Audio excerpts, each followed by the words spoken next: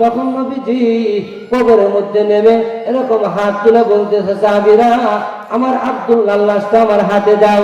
এই আব্দুল্লাহ লাশটা বুকের মধ্যে জড়াইয়া নিয়া আল্লাহর কাছে দোয়া করতেছে, আল্লাহ আমার এই আব্দুল্লাহর উপরে আমি রাজি খুশি হয়ে গেছি এবং তুমিও রাজি খুশি হয়ে যাও। বলেন সুবহানাল্লাহ।